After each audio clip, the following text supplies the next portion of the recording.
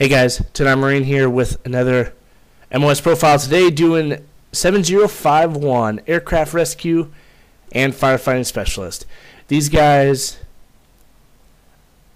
are basically the ones that go in to help pilots that have crashed, as well as fighting fires that may sprout up due to those crashes. It's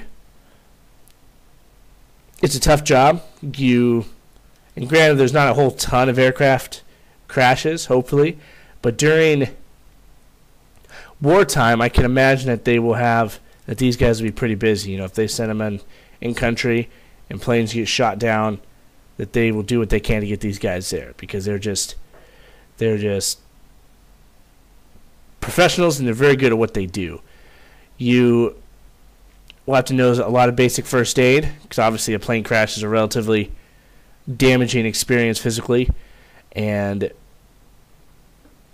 when those guys hit, a lot of times they're unconscious, a lot of times they have broken bones, a lot of times they're bleeding, if they're not outright dead. So you'll need to know how to treat a lot of that stuff instantly. And trust me, right now you may not know how to do a lot of it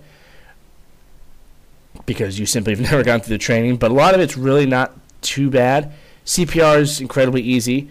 You just have to make sure you know how to do it and do it correctly, and I'm sure they'll run you through this shit over and over and over and over and over. But it's good because you want to get it to the point where you don't even have to think about it.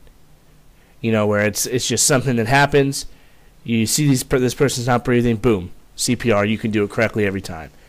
You have to have 20/20 vision. 20/50 is the worst it can be. So it really can't be too bad, because you need to be able to see, you have to be able to pick out details, and your vision needs to be able to be good to do that. You'll need to know how to fill extinguishers. You'll have to know what kind of extinguishers are used for what, because certain extinguishers are used for electrical fires, certain ones are used for normal fires, certain ones are used for chemical fires. So, and if you use the wrong ones on it, either A, won't have an effect, or it could make it worse. My dogs are fighting.